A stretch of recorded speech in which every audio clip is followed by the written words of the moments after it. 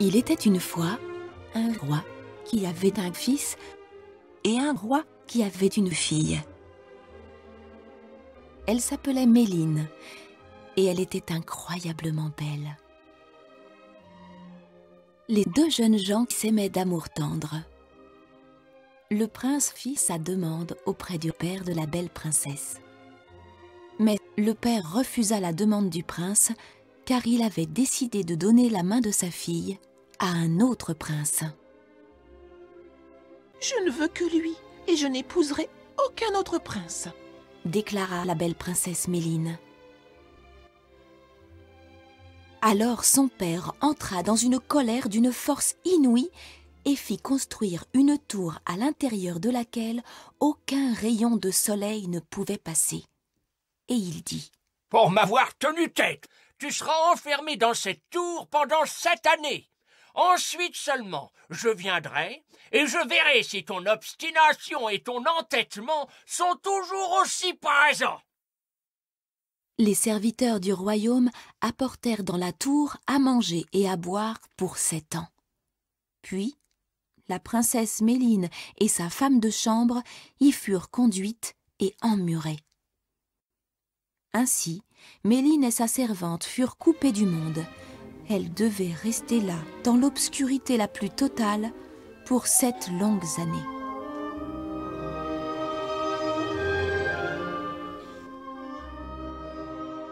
Le prince qu'il aimait venait souvent près de la tour et appelait Méline aussi fort qu'il le pouvait.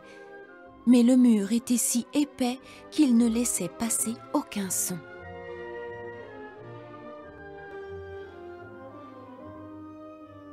Au bout de quelques années, le père du jeune prince lui ordonna de l'oublier. Le temps passa. Et comme il ne restait que très peu de nourriture, Méline et sa femme de chambre surent que les 7 années allaient prendre fin. Elles pensaient toutes deux au moment tant attendu de leur libération. Mais le temps passait et il régnait un silence inquiétant. Une pensée sombre hantait la princesse. Et si tout le monde au royaume nous avait oubliés, nous serions certainement voués à une mort atroce, sans eau ni pain. Nous mourrions de faim, ma pauvre servante. Il n'y a pas d'autre moyen. Nous devons tenter de percer le mur. Elle prit le couteau à pain et commença à gratter et à découper le mortier pour essayer de desceller une pierre. Lorsqu'elle n'en pouvait plus, sa femme de chambre la remplaçait. Elles travaillèrent ainsi pendant 3 jours. Enfin, elles arrivèrent à dégager une pierre, puis une deuxième, et ainsi de suite. Et pour la première fois depuis 7 ans, elles purent entreapercevoir un rayon de soleil. Le ciel était d'un bleu magnifique, et un vent doux les salua. Mais du palais royal, il ne restait que des ruines. La ville et les villages avoisinants avaient été brûlés et les champs étaient en friche. Tout ce qu'elle voyait n'était que désastre, et il n'y avait pas âme qui vive.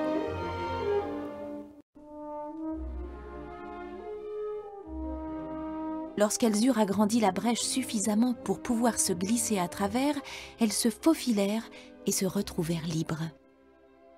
Libres, mais seules, sans savoir où aller. Une guerre avait éclaté et tout avait été dévasté, la population anéantie. Elles marchèrent des heures durant, sans trouver ni toit pour se reposer, ni personne pour leur offrir un simple morceau de pain. À bout de force, elles se précipitèrent sur les premières orties qu'elles trouvèrent pour se nourrir. Enfin, elles arrivèrent dans le royaume d'un autre prince. Elles passèrent par plusieurs hameaux où elles proposèrent leur service à toute personne qui pourrait leur offrir le gîte et le couvert. Mais elles furent chassées et personne n'eut pitié d'elles.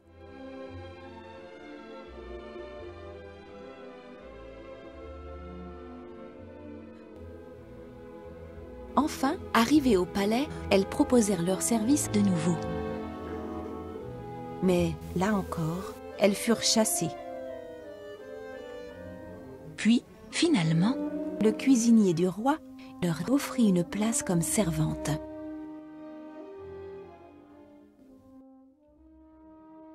Son travail était simple. Il fallait porter son dîner à la promise du futur roi. Elle était d'une grande laideur et elle avait un cœur de pierre. Aussi, jamais elle ne sortait de sa chambre et elle ne se montrait jamais. Or, le futur roi de ce royaume, celui qui allait devenir l'époux de sa maîtresse, était justement le prince qui, autrefois, avait demandé sa main à Méline. Le mariage approchait inexorablement. Le jour des noces s'annonça et la mariée qui devait accompagner son époux à l'église, consciente de sa laideur, dit à Méline : « Comme je me suis tordu le pied ce matin même, tu vas enfiler ma robe et tu me remplaceras pour le mariage. » Mais Méline refusa. « Je ne puis faire cela. Je ne suis pas la vraie fiancée du fils du roi. » La mariée lui offrit de l'or, mais rien n'y fit. Voyant que la jeune fille ne cédait pas, elle la menaça. « Si tu ne m'obéis pas sur-le-champ, tu le paieras de ta vie. » Méline fut forcée d'obéir. Elle revêtit la magnifique robe de mariée et se para de bijoux étincelants. Lorsqu'elle entra dans la grande salle où se tenaient le roi et sa cour, les gens de la cour furent sans voix devant une telle beauté. Le marié fut frappé d'étonnement, car cette jeune femme était le portrait de sa bien-aimée Méline. Si je ne savais pas que la princesse Méline est enfermée depuis des années dans sa tour, et qu'elle est peut-être même déjà morte, je croirais que je l'ai devant moi. Il offrit son bras à la mariée et la conduisit sur le chemin de l'église. Les yeux de Méline se posèrent sur des orties qui poussaient le long de la route, et tout bas, elle leur dit : « Ortie, petite ortie, que fais-tu toute seule ici ? Il fut un temps où vous fûtes ma seule pitance, piquantes et crues en abondance. » Que dis-tu ? Rien, je pensais tout haut à la princesse Méline. Le marié fut étonné, mais ne dit rien. Lorsqu'ils arrivèrent au pied de l'église, Méline dit : « Marche sacrée, ne vous brisez pas. La mariée, je ne suis pas. » Que dis-tu ?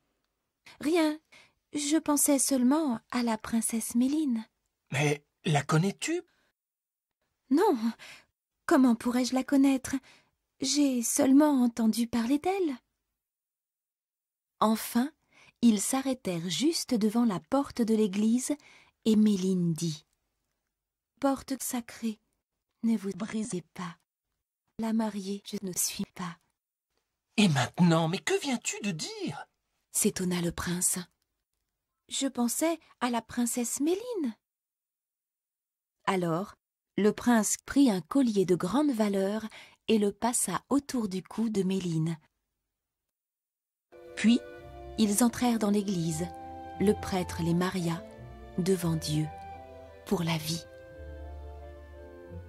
Sur le chemin du retour, Méline ne prononça pas un mot, mais, arrivée au palais, elle courut dans la chambre de sa maîtresse, ôta la belle robe, rangea ses bijoux et remit ses vêtements de servante.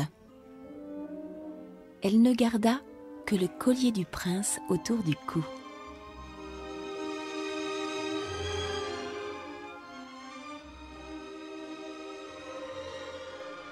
À la nuit tombée, la mariée devait être conduite à la chambre nuptiale.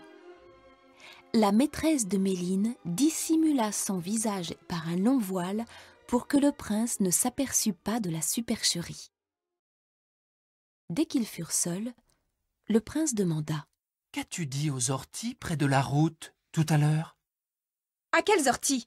Je ne parle pas aux orties, moi. » « Mais si tu leur as parlé, Qu'as-tu dit aux orties près de la route? Je ne me rappelle plus bien. Ma femme de chambre sait lire dans mes pensées. Attends, je vais la chercher. Elle sortit de la chambre et, furieuse, elle demanda à Méline. « Idiote! Qu'as-tu dit aux orties près de la route ?» Je leur ai simplement dit « Ortie, petite ortie, que fais-tu toute seule ici ?» Il fut un temps où vous fûtes ma seule pitance, piquantes et crues en abondance. La mariée retourna dans la chambre du prince, et elle répéta les paroles que venait de lui dire Méline. Et c'est à cet instant que le prince eut un pressentiment.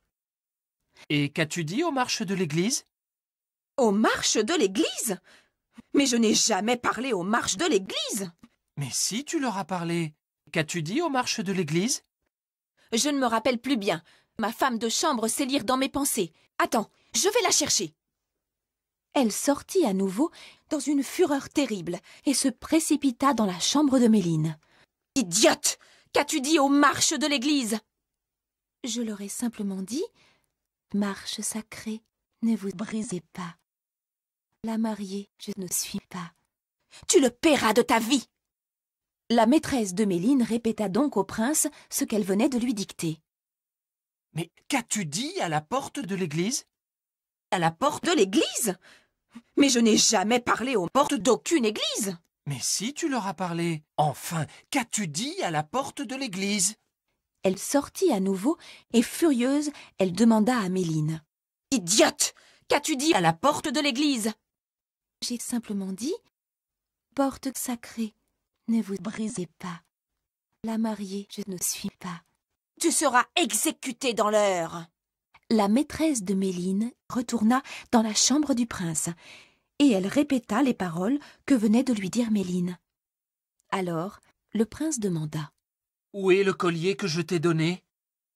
La mariée s'affola et dit « Tu ne m'as jamais donné de collier !»« C'en est trop ! Tu n'es donc pas la vraie mariée ?» Il arracha le voile et il fit un bond en arrière. « Oh ! Qui es-tu ?»« Je suis ta fiancée promise, mais je suis si laide que j'avais peur que les gens se moquent de moi. C'est pourquoi j'ai ordonné à une petite servante de mettre ma robe et d'aller à l'église se marier à ma place. » « Où est-elle ? Je veux la voir. »« Mais Va la chercher immédiatement !» La mariée sortit de la chambre et elle ordonna aux gardes du château d'aller chercher Méline pour lui couper la tête sur le champ. Mais à peine arrêtée, Méline se mit à crier et à appeler au secours si fort que le prince entendit sa voix et arriva en courant. Il ordonna qu'on la relâche. La jeune fille portait autour du cou le collier en or qu'il lui avait donné. « C'est toi, ma vraie princesse. »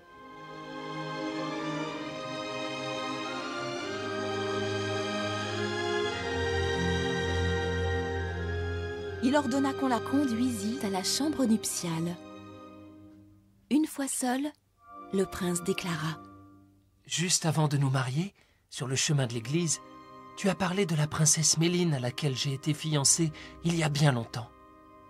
Si je pouvais espérer que cela fût possible, alors je penserais qu'elle est devant moi, tellement tu lui ressembles. » Je suis Méline, celle qui par amour pour toi fut emprisonnée pendant 7 ans dans une tour obscure. Je suis celle qui a souffert de la faim et de la soif et qui a vécu misérablement pendant si longtemps. Mais aujourd'hui, enfin, le soleil a envahi mon âme, car je suis mariée à l'homme que j'ai toujours aimé. Alors, le prince la prit dans ses bras, et ils vécurent heureux très, très longtemps.